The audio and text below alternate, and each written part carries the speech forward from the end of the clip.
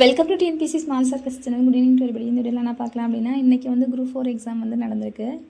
இதில் வந்து பல பேரோட மனநிலை எப்படி இருக்கும் அப்படின்னா, ஏன்டா எக்ஸாம் எழுதணும் அப்படின்ற மனநிலை தான் இருக்கும். ஒரு சிலருக்கு நேரமின்மை வந்து காரணமாக இருக்கலாம் அப்படின்ற மாதிரி இருக்கலாம். ஏன் அப்படின்னா வந்து ஃபுல்லாக கூற்று காரணம், அதாவது வந்து ஒரு ஒரு ஒரு 5-6 வருஷத்துக்கு முன்னாடி தான் இந்த மாதிரி கொஸ்டின்ஸை வந்து இன்ட்ரோ பண்ணாங்க. டிஎன்பிசியில் வந்து ஒரு 10 வருஷம், அதுக்குள்ளே 10 வருஷம் கூட இருக்காது, அதுக்கு கம்மியாக தான் இருக்கும். அந்த டைமில் தான் இந்த கூற்று காரணம் அப்படின்ற ஒரு மாடலையும் வந்து இன்ட்ரோ பண்ணாங்க. ஆனால் அப்போல்லாம் வந்து கூற்று சரி காரணம் சரி இதுதான் ஆன்சராக இருக்கும். நம்ம படிக்கலான்னாலுமே கூற்றும் காரணம் சரி இதுதான் வந்து ஆன்சராக மேக்ஸிமம் இருக்கும்.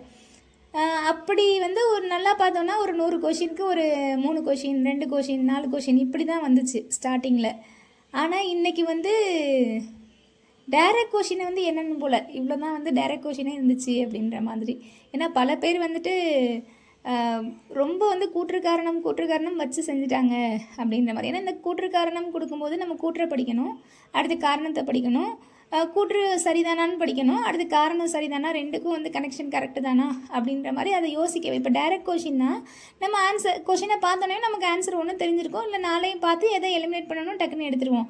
ஆனால் வந்து ஒரு டைரக்ட் கொஷினுக்கு கூற்று காரண கொஷின் வந்து 4 கொஸ்டினுக்கு சமம். நம்ம அது சரியாக தப்பான்னு கூற்றை பார்க்கணும், காரணத்தை பார்க்கணும், அப்போ அதுக்கப்புறம் உள்ள கீழே உள்ள ஆப்ஷன்ஸை பார்க்கணும். ஸோ ஒரு டைரக்ட் கொஷினுக்கு 4 டைரக்ட் கொஷினுக்கு ஒரு கூற்று காரணம் கரெக்டு.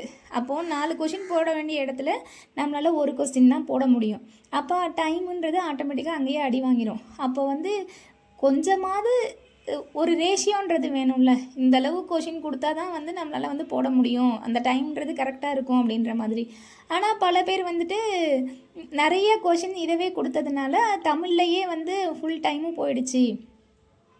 அப்போ வந்துட்டு மற்ற ஜிஎஸும் மேத்தமேட்டிக்ஸும் ஈஸியாக இருந்தால் கூட இங்கேயே ஃபுல் டைமும் போயிடுச்சு. அதனால் வந்துட்டு ஜிஎஸ் எல்லாம் கொஸ்டினே பார்க்கல, ஒரே ஏஏ பிபிசிசி ஏதோ ஒரு இதை மட்டும் என்ன நமக்கு நெகட்டிவ் ஆன்சர் இல்லை அப்படின்றதான நெகட்டிவ் கொஷினுக்கு வந்து நமக்கு மார்க் எடுக்க மாட்டாங்கன்றனால அப்படியே ஒன்றுமே அட்டன் பண்ணாமல் ஒரு இதுக்கு ஒரே தான் ஒன்று போல் ஒரு 50 கொஷினை பிபியாக போட்டுவிட்டா அதில் ஒரு 10வது கிளிக் ஆகும் அப்படின்ற மாதிரி தான் போட்ட மாதிரி சொல்கிறாங்க. ஸோ இதை பார்த்தோம் அப்படின்னா 10வது தரத்தில் எடுத்தால் நல்லாயிருக்கும். அந்த டைம் மேனேஜ்மெண்ட்டை கொஞ்சமாட்டு கவனத்தில் கொண்டால் நல்லாயிருக்கும்.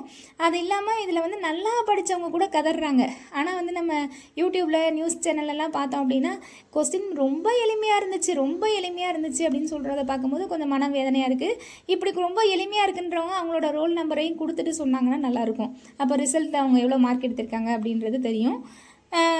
எனிஹவ் இதுவும் ஒரு பாடம். நம்ம இன்னும் நம்மளை